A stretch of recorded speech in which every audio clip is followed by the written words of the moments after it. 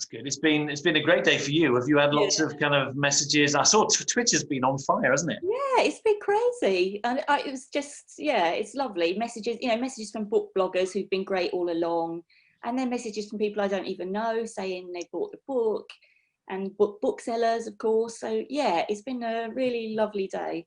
Brilliant, brilliant. Claire, you're coming back in for some reason. You want to? Good. So, right, quick message to you all, those who are watching. I'm Ben, owner of Our Bookshop and host for this lovely event. I'm looking forward to asking Fran a few questions in a minute. You'll see on your screens at the bottom a Q&A function. So it's an important element. Keep the questions coming. I've loved the book and I've got a load of things to ask Fran. But this is also your event as well, and I know many of you are close friends of Fran's, and we'll have all sorts of questions to ask. Personal's good, we like that, and funny is even better. And I certainly know many of my crowd from our shop who've bought the book and got it early and read it, loved it as well. So and it's also our book of the month as well. So we will be having a book club meeting at the beginning of February, but I'll tell you more about that at the end. However, we're going to start with a short reading. So, Fran, thank you very much. You've chosen a passage from early in Nat's life. So, without further ado, can I hand over to you to do your reading? Yeah, so the passage I'm going to read, as Ben said, it's quite early in Nat's life. Nat is 10 years old. He has realised he has dwarfism, though he doesn't know that's what it's called. And he has heard that his dad is going to sell him to a sort of freak show, but no one's told him that yet. So that's where we begin. As September approached and my mother still said nothing about the fair man, I told myself she must have found a way to change my father's mind. Then one night I woke needing to go outside. We didn't have a pot indoors in the summer. As I surfaced from sleep, I realised my mother was crying softly in the dark. Beside her, my father sighed. "Lucy, the boy has to go," he said quietly. "And like I said, if you don't tell him tomorrow, I will." He turned over, the straw pallet crunching beneath his weight, and began to snore. But she was still awake, and every now and then she made a smothered sound between a hiccup and a sigh, like my baby sister Annie did after she'd been bawling for ages and finally stopped, as though there were just a few last cries left inside that had to squeeze themselves out. I don't know what frightened me more, my father's words or those stifled sobs from my mother. I sat up and yawned, so she'd think I'd just woken, and went outside. I clambered up the wood pile by the door and perched on top. My hands pleated and unpleated the linen of my night shift as my father's words echoed in my head. The boy has to go. He was going to sell me to the fair man. She couldn't stop him. I felt light and insubstantial, as though my bones had melted away and I was filled with air. It couldn't be true, it just couldn't be. They couldn't send me away all on my own to live with strangers and get poked with sticks and never come home again. I didn't want to be a baby, but my eyes filled up with tears and I sat there as they dripped onto my shift. The door opened. "Nat," whispered my mother, "what are you doing out here?" I couldn't say what I'd heard. She'd have to tell me then, and that would make it real. I hurriedly wiped my eyes with my hand. "I woke up," I said. "I wanted to see the moon." She sat beside me and looked up. "It's a big one tonight, nearly full." She put her arm round me and I leaned into her warm, soft shoulder. She hugged me tight and then said, "Nat." I looked up. Don't say it, I thought. Please don't say it. But she just shook her head. "Nothing, it doesn't matter." We sat there looking at the moon for a long time. Seeing me tuck my feet under my night shift when they got cold, she held her hands out for them. "I want you to remember something, Nat," she said, as she rubbed my feet warm again. "You're small on the outside, but inside you're as big as everyone else. You show people that and you won't go far wrong in life." Her voice wobbled when she said the last part, and then she patted my feet and said we should go indoors and try to get back to sleep. But I didn't sleep again that night. I don't believe she did either. Wonderful. Thank you for doing that reading. That's on gallery view. Well, a very emotive piece. We changed our minds which piece to read, didn't we, towards this bit, and actually you chose a very emotive piece that anyone who's read, who's finished the book will know how things end. But thank you very much for joining us, and it's an absolute honour to have been chosen, firstly to host this event, but it's an honour just to meet you as well. So wonderful. The book is about a chap called Nat Davy. Now, that's not his real name in real life, is it? The real chap we're talking about is called Geoffrey Hudson, who was the Queen's dwarf, Queen Mary's dwarf. What made you want to write about this particular story as opposed to any other facet of history or any other area of writing? I think it came from when I came across the story of Geoffrey Hudson by accident, and he'd had such an incredible life. He had a lot of adventures, and he seemed to be someone that had been dealt quite a difficult hand in life, but he'd done his best to make the most of it. And the more I read about him, the more this incredible character shone out of the stories, and I just thought, he's a gift to a novelist. How could you not? Absolutely. We've got him in. I'm going to share a little screen, which I know it's a picture, which I know you have some relationship with. Let me share this. I hope you can all see this. Do you want to describe this picture and the importance it had to you? Yeah, so this is a picture that's actually, it's mentioned in the book. Obviously, it's the fictitious counterpart of this picture. And it's a picture of Geoffrey Hudson and Queen Henrietta Maria. And Geoffrey is actually, I think I'm right in saying, about 12 or 13 in this picture. So you can see how tiny he was and how childlike he looked. And you can imagine, you know, what kind of difficulties that would have caused for him. And a friend of mine actually did a print of this picture, and I had it on my desk the whole time I was writing. And every so often when I got a bit stuck, I would look at it and try and make him give me inspiration. He never spoke, but he was there. Yeah, no, it's a remarkable. The book I found as I picked it up, and I thought, because I picked it up at about 11, it was 10 to 12, nearly midnight, and I thought, let's just get my head into it, a couple of pages, and before I knew it, an hour had gone, and it was. And I was already 50 pages in, and I literally had to peel myself to put it down because I knew I had a busy day the next day. And but at the point where Van Dyck starts doing that painting, and that was the other reading perhaps you were going to do, that's when, and suddenly I had someone to look at, and that made the story just come alive even more. It was a remarkable thing. Now, I'll tell you what I've done. What I haven't done, I know there's a few lovely comments coming in. Nicholas Smith loves your sparkly top, Fran. Chimsel, I don't know who that is. Hi, Fran. Brilliant reading and love the glittery top. Your glittery top is getting a winning. Yeah, I didn't want to be outsparkled by my own book, which, as anyone who's seen it will know, is quite sparkly. Fantastic. And I can see Claire's coming back in. So let me, Claire, you need to unmute yourself as well. Claire is. Do you want to introduce Claire, Francis?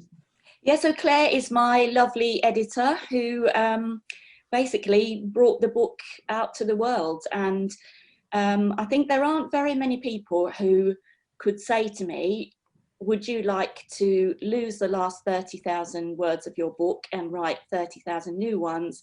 And I would still like them, but I think you'll like her. Fantastic. So Claire, thank you very much. Please, would you say a few words from your perspective? Yeah, I'd love to. Thank you, Fran. Yes, it's true that when The Smallest Man came to me on submission, I completely fell for it. I fell for Nat's voice, basically, and was romping along in the story, got 2/3 of the way through, and then was like, oh, hang on a second, I'm going to have to ask Fran to change the entire last third of this. We might have to, at some point, release a special edition that has the original third ending to the text in there to see whether which ones people prefer. But yes, so it's been my privilege and joy to be Fran's editor and to bring Nat Davy and The Smallest Man into the world. I was having internet problems before, so if there was a specific question, I've missed it. So right. I think I missed your reading as well, Fran. That's all right, you've heard it before. I was going to let's now that you're here, Claire, I was going to move on to the artwork, because the artwork is glorious, and those of you who can obviously see the artwork behind. But here's a real one.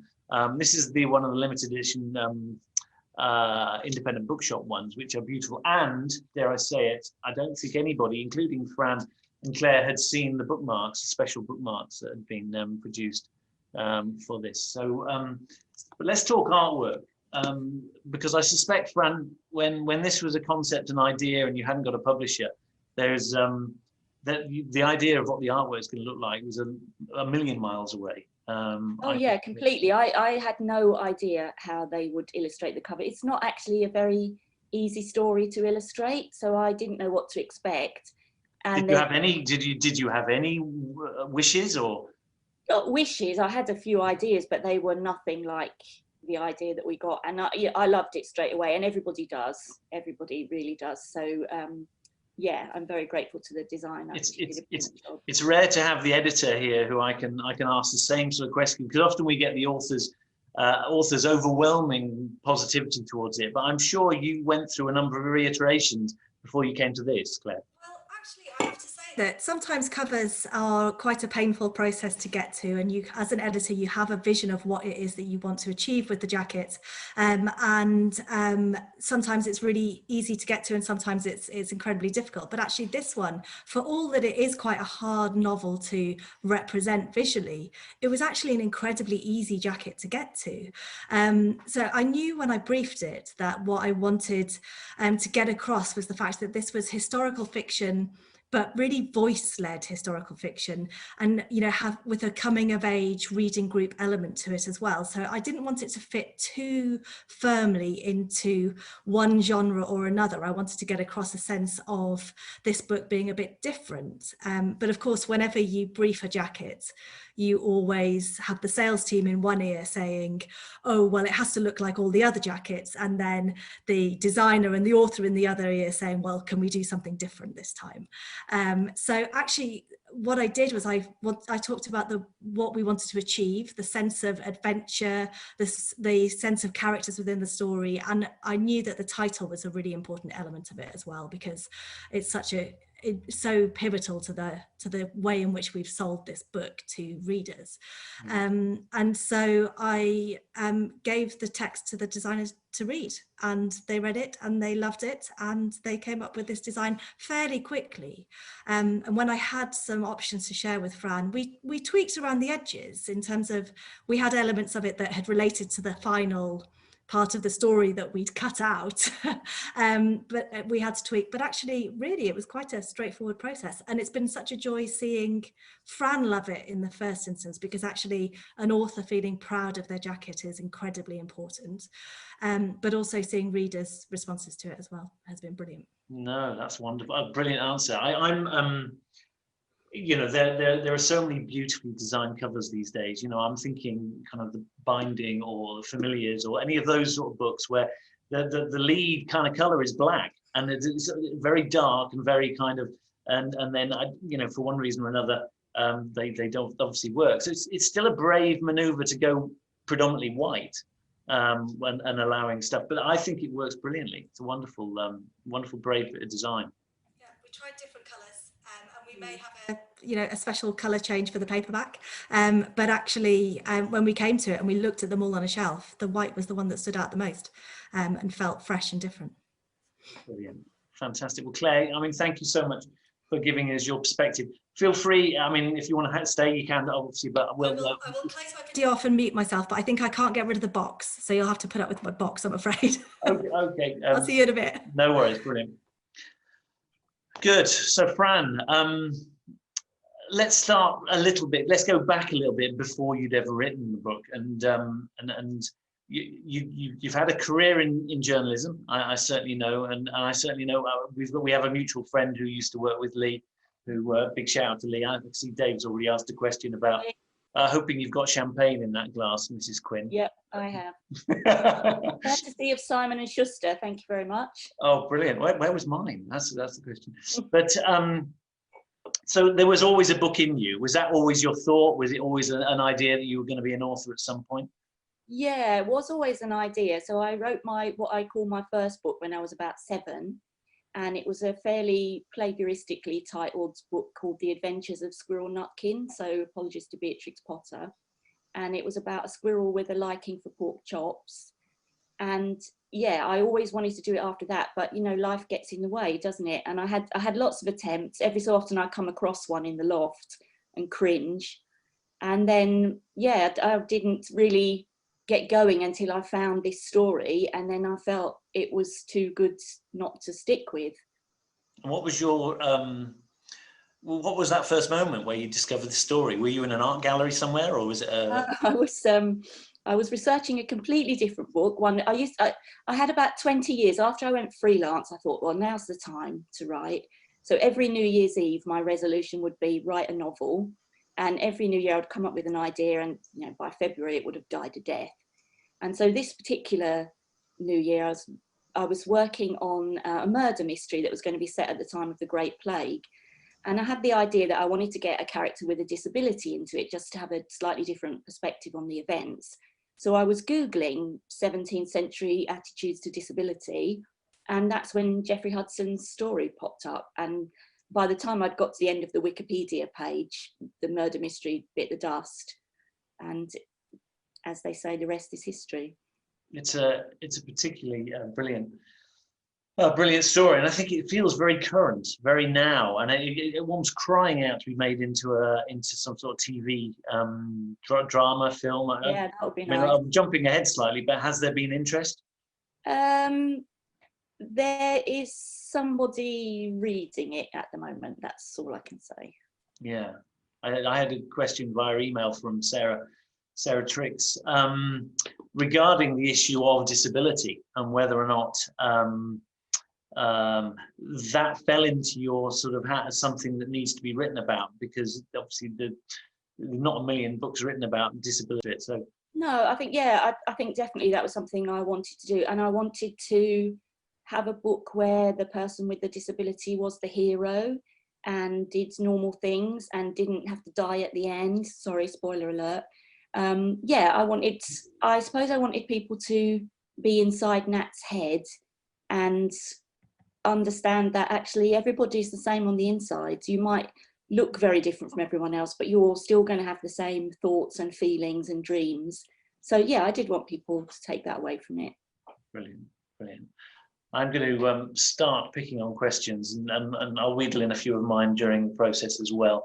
So, Trevor, you were the first to get a question in. How useful was your journalism background for both the writing and the research for The Smallest Man? Do you know Trevor? Trevor Wood? I do know Trevor. Hello, Trevor. Yeah, it was very useful. I think it's useful just in the sense that, you know, I'm used to sitting down at a desk producing words, and that helps. It's useful in terms of, you know, I know how to research a subject, and I suppose I know how to research just enough.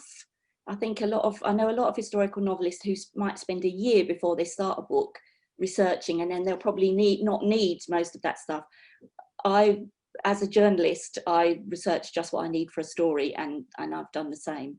So it was useful in that way, and it's also really useful for editing purposes. I'm working on my second book at the moment, and I had to cut 10,000 words, which to a lot of people would be scary, but journalists have to do that all the time. So in that sense, yeah, it's been really useful. Brilliant. I'm getting questions. People are filling in both the chat box and also the Q&A bit. So I'll try and keep up with both of them as we're going. But, multitasking, that's a rarity for a bloke, isn't it?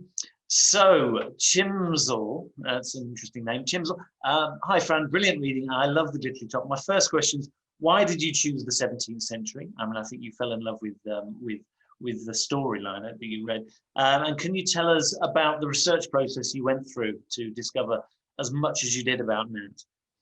Yeah, so as I was just saying, I am not someone who tries to research every single thing that you could possibly find out. So I read quite a lot about the period before I started. I'd actually studied it at school. I'd studied the English Civil War, and I absolutely hated it. A lot of people have said, what drew you to that period? Absolutely nothing at all. I would never have chosen to write about it. But then when you research it in a way that's different from what you do at school, you find a personal story. So when I studied it at school, what I heard about was religious strife, stuff about political disagreements and dodgy taxes. But nobody told me that it all started with a king and queen who had a horrendously unhappy marriage and then fell in love, and that caused a lot of the problems. She was Catholic, he wasn't, nobody was very keen on Catholics at the time. So I read a lot of biographies of the Queen, some of the King, and just tried to get a sense of it. And then my way of working is to then write, and I will fill in the research gaps when I know what else I need. Otherwise, you really can research yourself out of ever getting started. This is, I have to say, my ideal book, because it's the sort of book where you can then disappear off into Google land. And yeah, and people do. Lots of people have said to me they went off and Googled, and that's lovely that they've done that. Yeah, absolutely. So it's, I mean, what you've done is taken a bit of license, taken chunks of his life, and then filled in with a few extra bits, which yeah, because the thing was, people have said, you know, why didn't you just write about Geoffrey Hudson? Geoffrey Hudson, because he's someone who was on the edges of history, there are big gaps in his life story anyway. So it seemed to me more honest to write a completely fictional story than to fill in the gaps of his story. And also it just makes you freer to do a good story.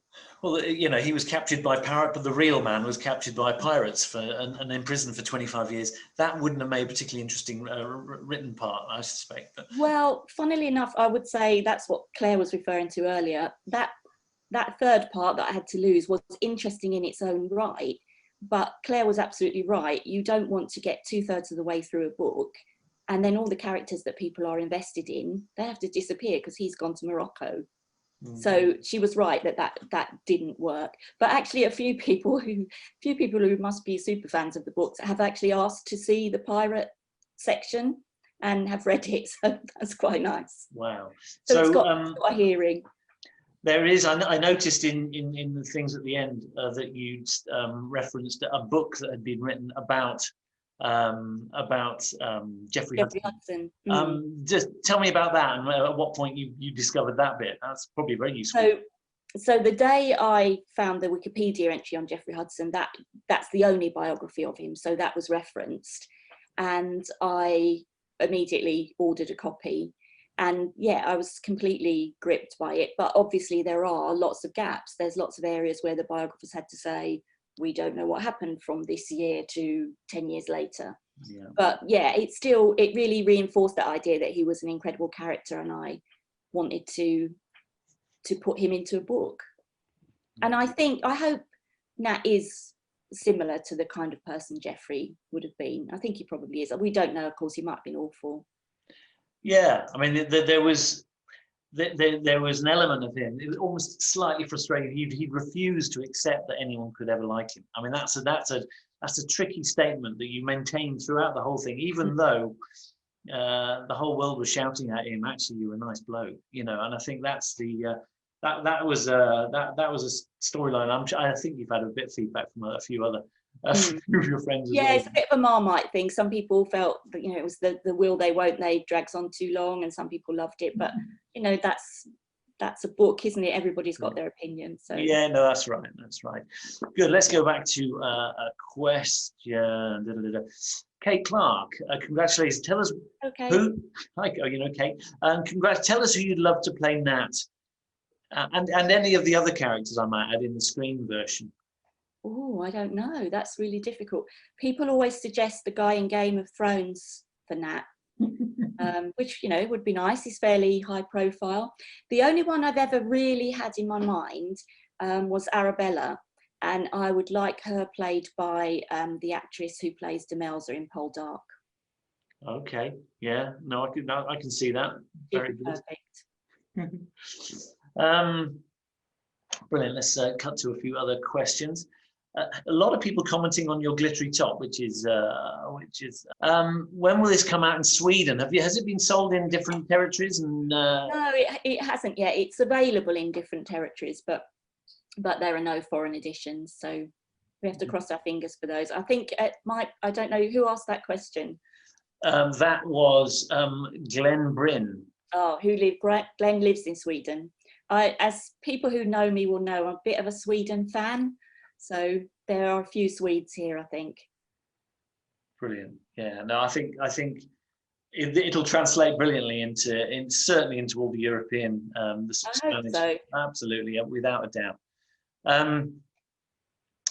Hi Ben, this is from Hannah Gold. Can you ask Fran if she had any musical influences behind the book?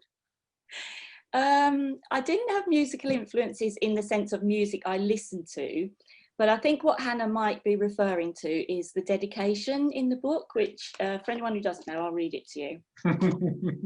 It is to Bjorn, Benny, Agneta and Frida, who have no idea how much help they've been.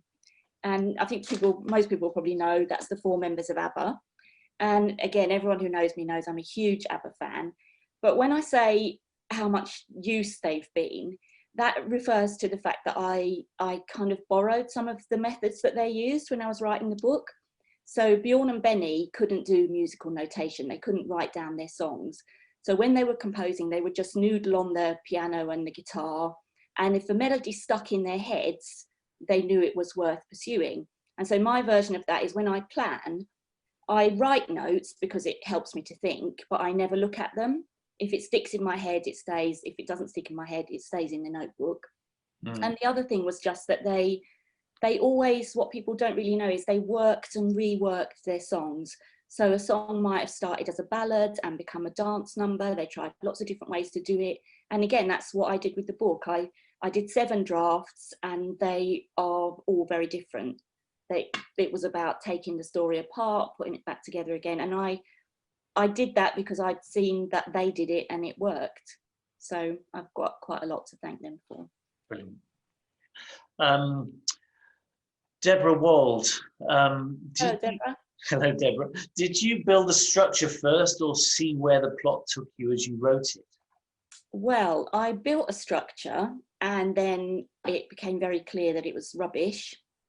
So I did a little bit, planned a little bit, wrote a little bit, and I tried to have an overall idea, but actually I didn't really get that until about maybe the 5th draft.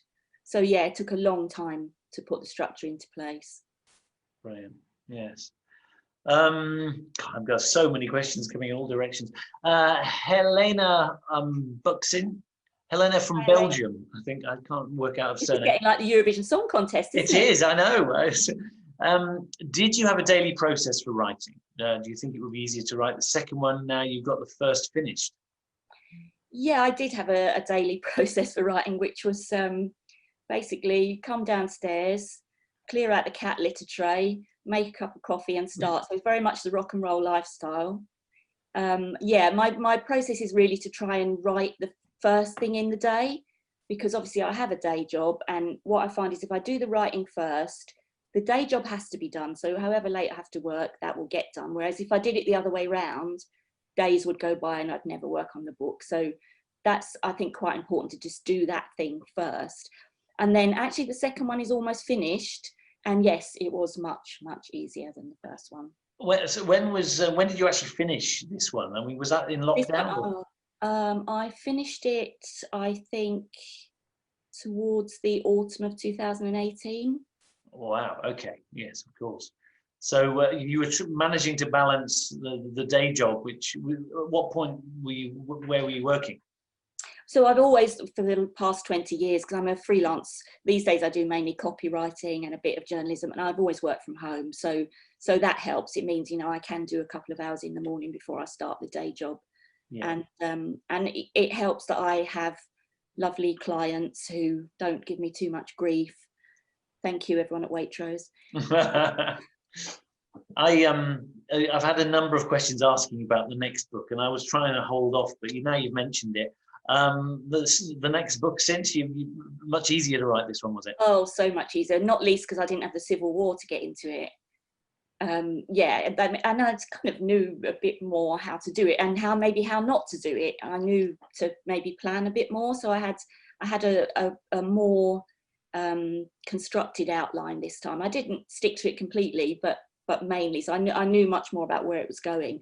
And yeah, it was very much easier to write this time. Can you tell us anything? Is it historical fiction, or is it? Yeah, it's historical fiction again.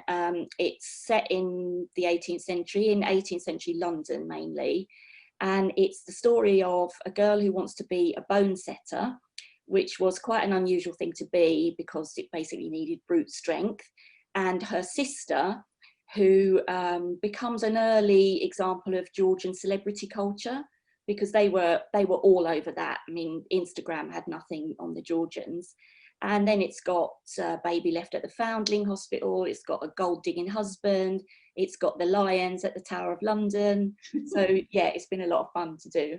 Fantastic. And have you already presented it to the publisher?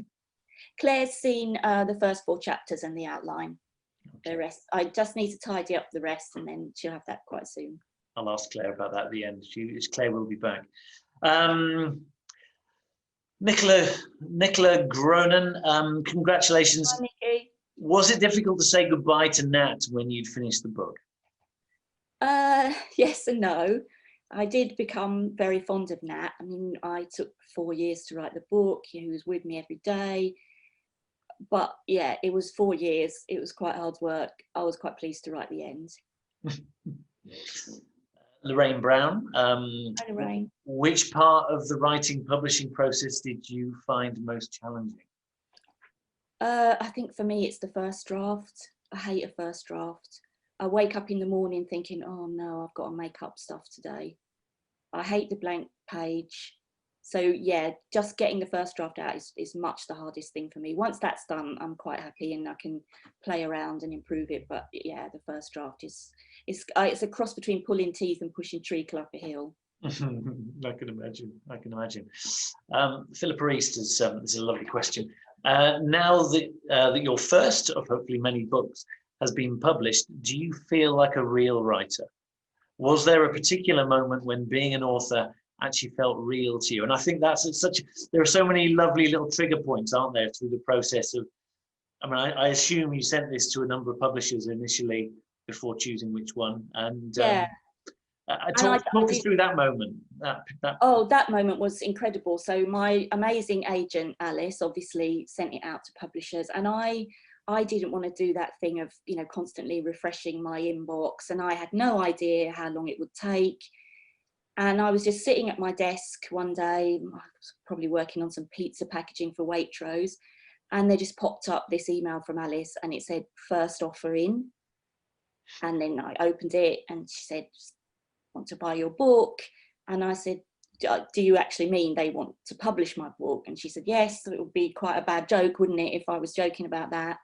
And yeah, and I can remember I just went on with what I was doing because it seemed so bizarre and unreal. I just kept finished whatever the pizza packaging or whatever it was. But I didn't feel like an author. And what's made me feel like an author actually is I'm part of a Facebook group called Debut 20 Authors. And we kind of started at the beginning of last year.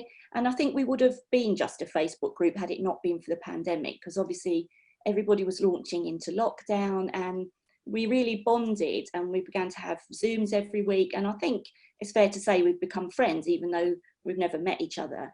And talking to them, because their books are already out, talking to them makes me feel like an author because they're authors and we all, share the same problems.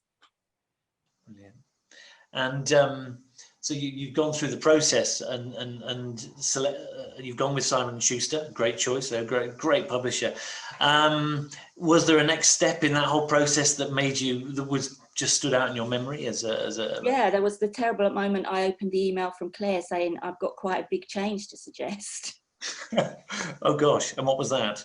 So that was getting rid of the pirates. Oh, so you had the pirates originally in the... Yes, they bought the book with the pirates in, and the first time I met Claire, she said, well, I've got some thoughts about the book, and I thought, oh, that's all right, they've already bought it. And I was actually going away for a writing weekend with my brilliant writing buddies, Claire and Lucy, who I think are here, in fact, Kate and Lucy, sorry, Kate asked a question earlier. And I said, oh, I've got this email from Claire, but I think I won't read it, I'll read it tomorrow. And then... or I didn't read the attachment, and then at midnight, curiosity got the better of me, and I opened it, and she said, basically you need to scrap the last 30,000 words and write new ones. And I kind of went down to breakfast the next morning like a woman going to the gallows and told Lucy and Kate. And they were brilliant, even though, you know, they've got small kids, so that weekend was very precious to them. And they gave up their morning and we brainstormed it and got an idea. And yeah, it could be done. But, you know, in the middle of the night, I was thinking maybe this can't be done. So yeah, that was the big next step after the book was sold. The Jane Wilde asks, how long did it take to write? So you've obviously you've taken a period to write the first draft. Was that literally only the first 10%, or how long did it take to write the whole thing, including the first draft? So the first draft, I think, probably took about 2 years, and then there was probably 2 years on top of that. Wow. So about 4 years in all. Gosh, it is a long time, but there was a lot of research to do, and yeah, there was this difficult thing of fitting the real life events into the story. I think that's why the second one has been a lot easier, because I didn't have so much of that. In comparison, how long was the second one taken? About 18 months. Yeah, that seems like a reasonable length. Good. So that was Lindsay's question. How long did it take? How do you know when it's time to stop tweaking your draft? Oh, it's probably That's from Kate Clark, by the way. Thank you, Kate. It's probably never really time. You just have to step away from it at some point. I think you can always. I mean, if I look at it now, there are probably things that I would change. I suppose it's just when you feel it's the best you can do. Yes, yes. Charlotte Levin has asked a question. Another friend, I hope. Another debut 20. Another debut 20. Oh, brilliant! Did the book come easily? And what aspect of the writing process did you find the hardest? It didn't come easily at all. It was really, really difficult. And then the hardest part, I think, was trying to squeeze the real life history into a story that had a shape, because real life doesn't.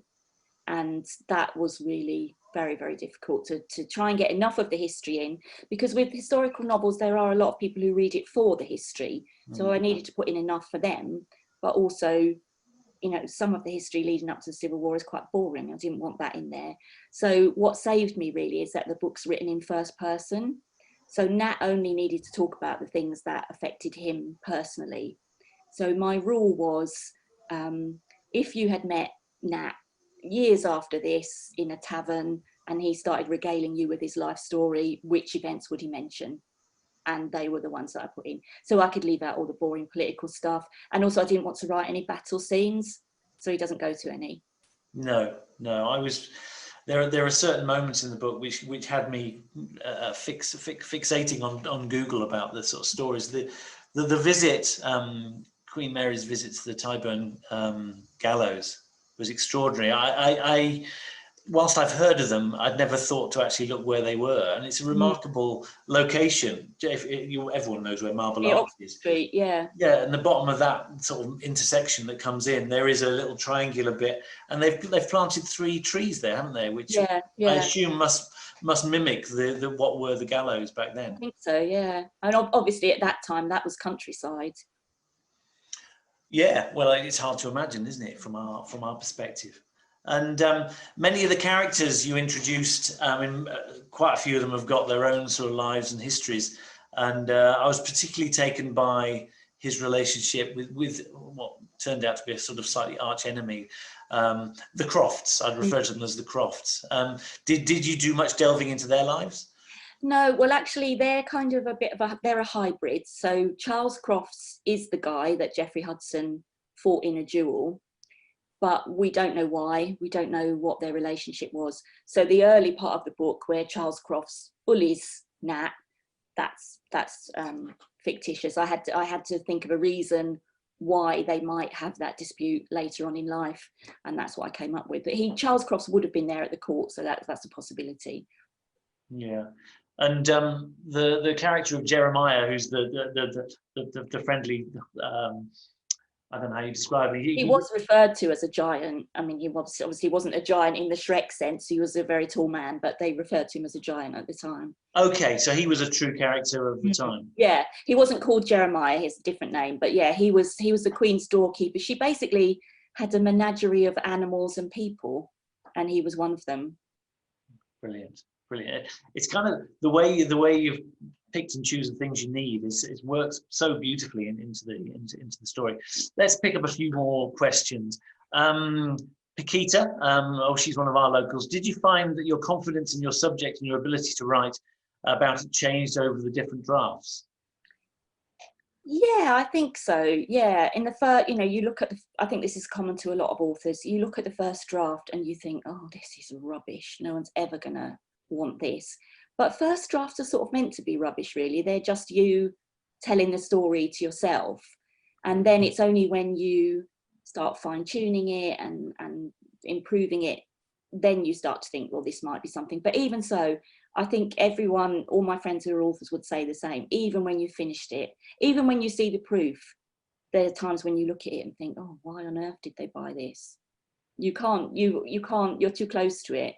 So yeah, my confidence improved, but I don't think many authors have a massive amount of confidence in their work all the time. We're famously neurotic. Yeah. As I'm sure Claire would agree. Louise Fane, what do you think you learned from the first book that have done differently with the second? Definitely. Quicker, anything else.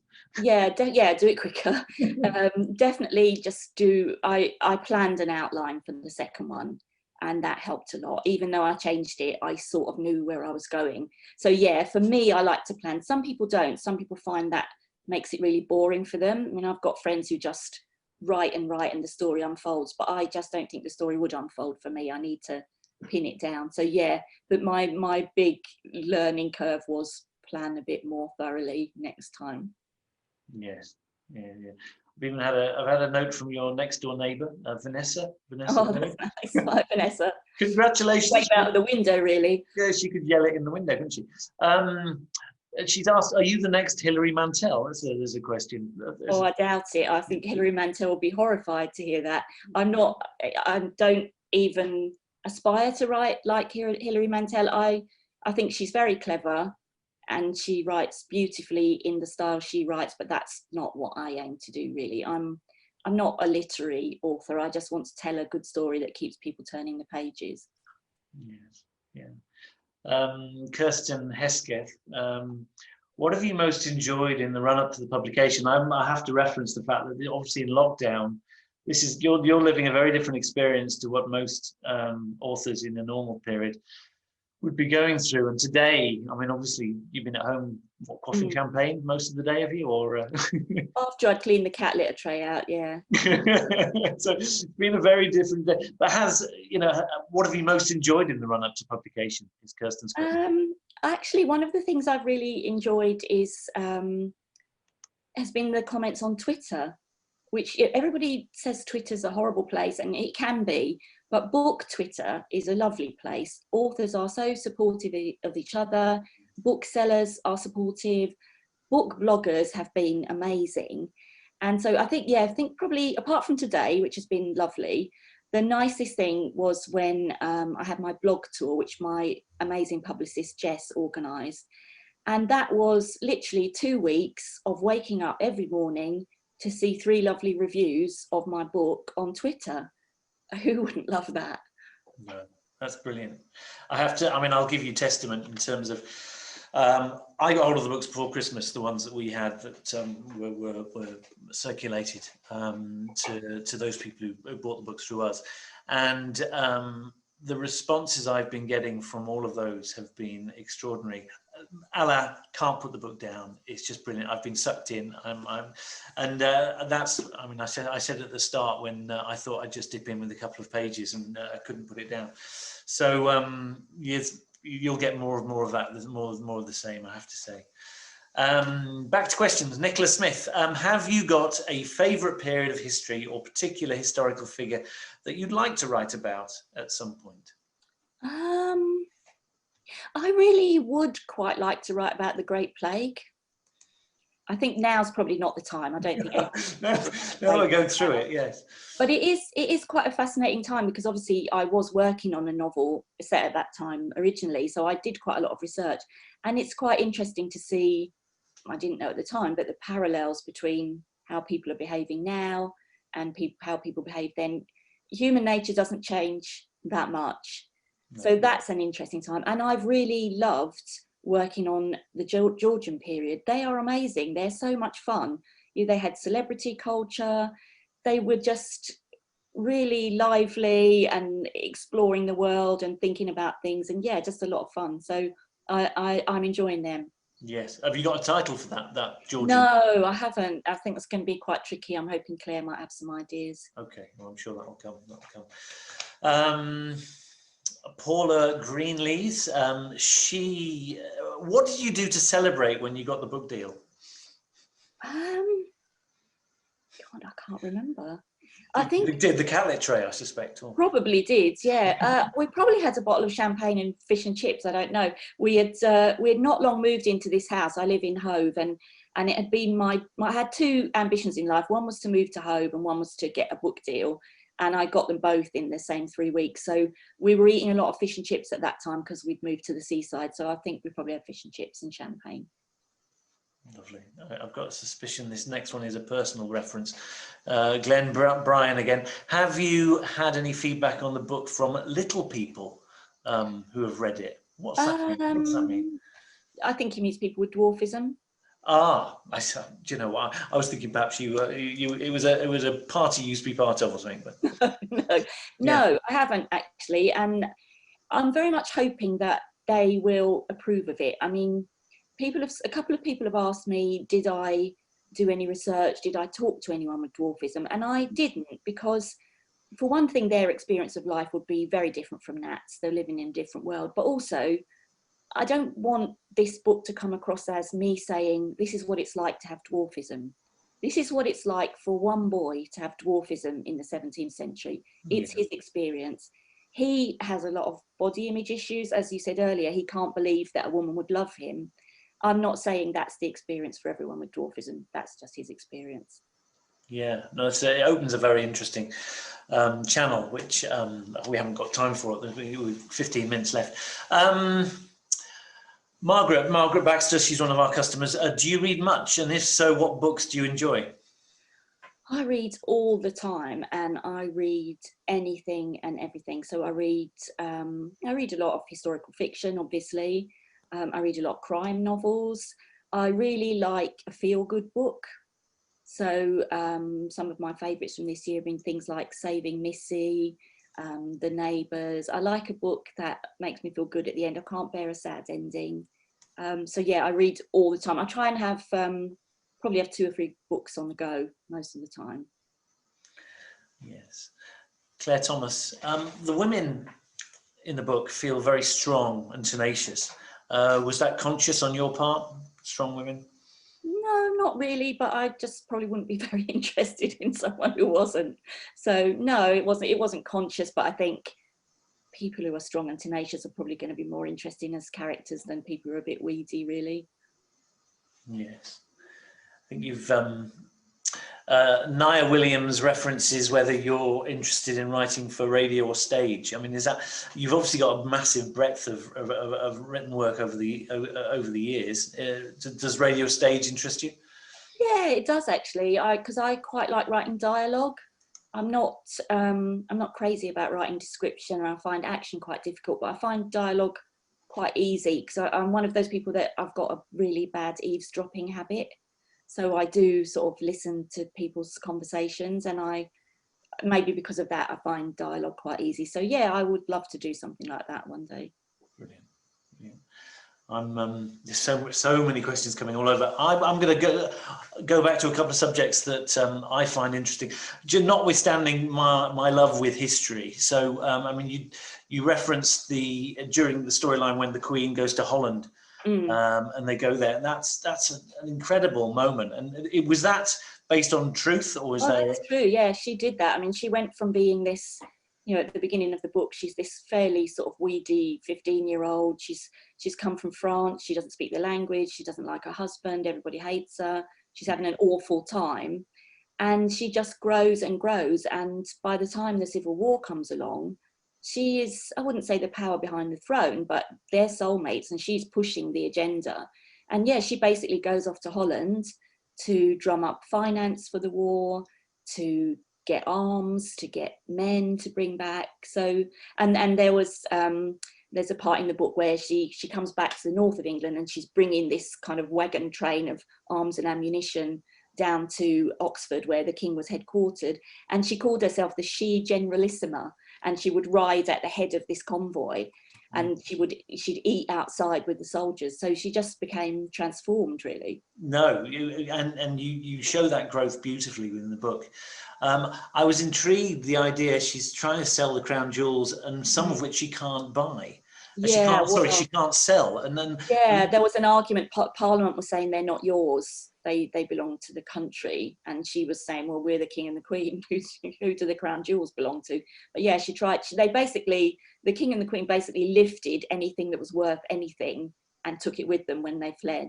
Yeah, and that's fascinating. And yet some fairly ruthless, buyers in Holland were still refusing to buy the stuff, even though it was obviously worth an absolute fortune. Back then, there's no phones or anything to be able to communicate. You can't buy those.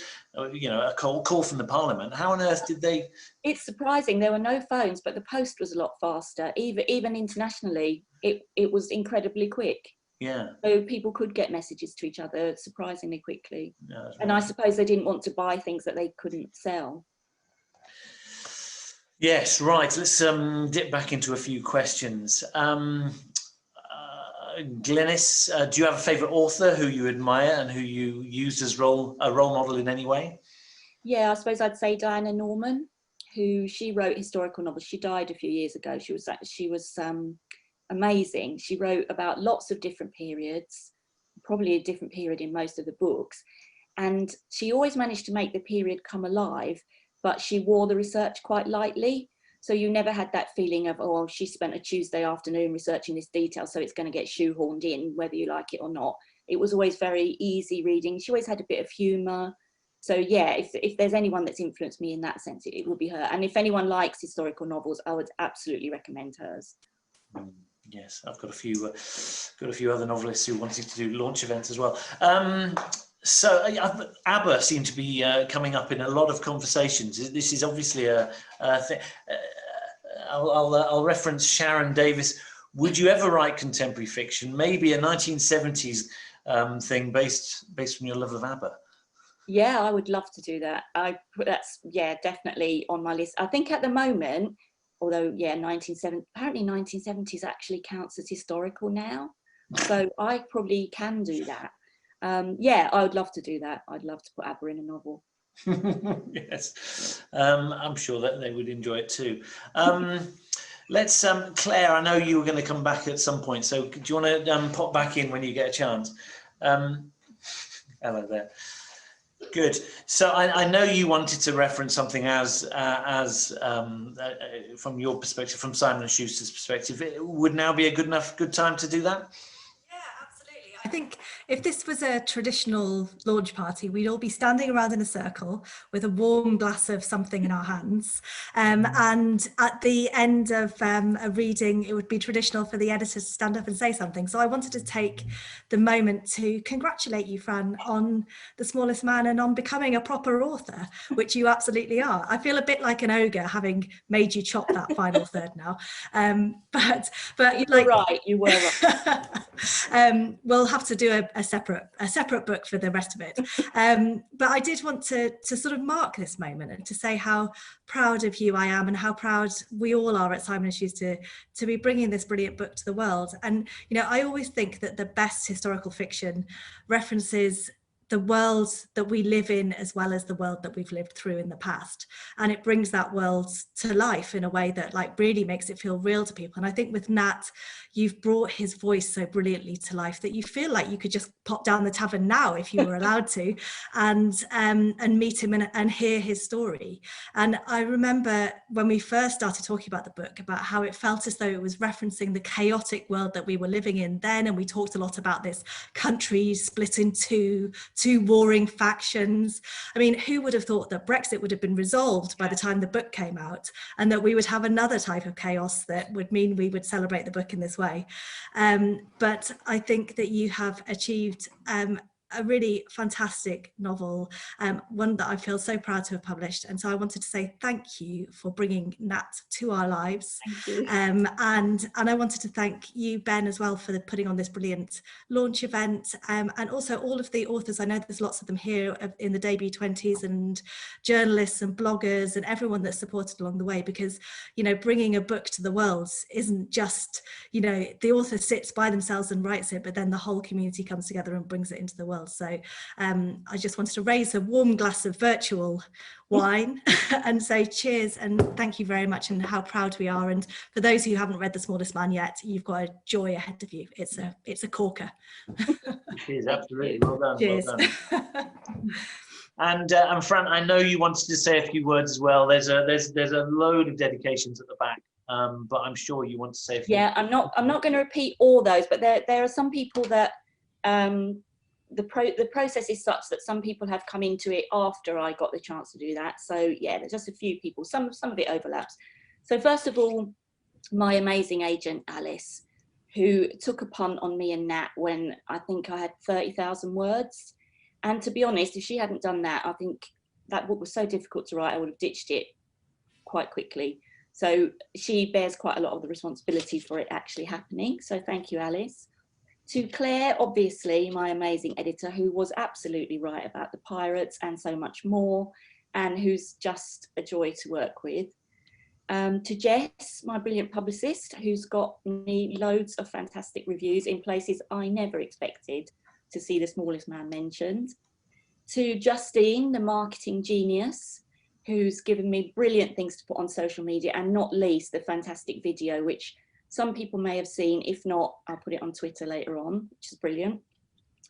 Dom, who did the brilliant audio book and found the most amazing narrator who sounded exactly like Nat had always sounded in my head.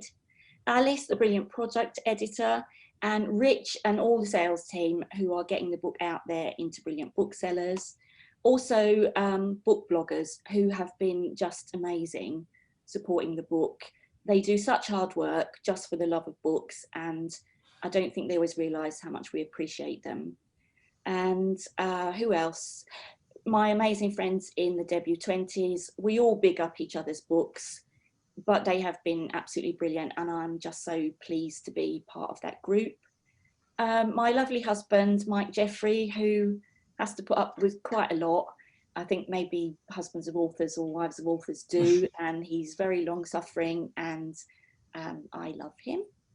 And also, because I don't want to leave anybody out, I'm just going to say to all the friends and family who have listened to me banging on about this book for the past 6 years, managed not to roll their eyes and listen to a little bit more, to the people who've ordered it. Some of you have ordered multiple copies and given them to friends. Just, yeah, thank you very much. Wonderful, wonderful. Thank you so much.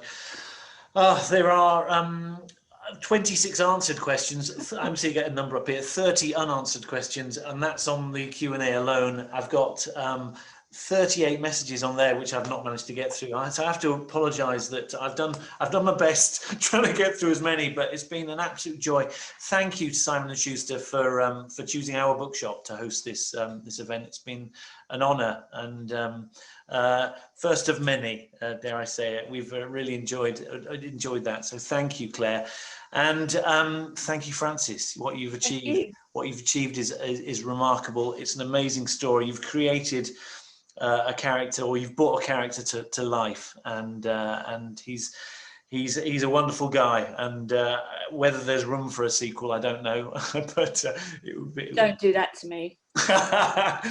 One or two people, one person said, I've not read it yet. Is there a sequel? Is there going to be a sequel? I think probably not, but given the way you've ended it so beautifully at the end, I won't give any spoilers. But listen, thank you to everyone who joined us. 103 people joined us for this event. That's a hell of a turnout. And again, it's been a joy. So thank you so much. And see you next time. Have a lovely evening.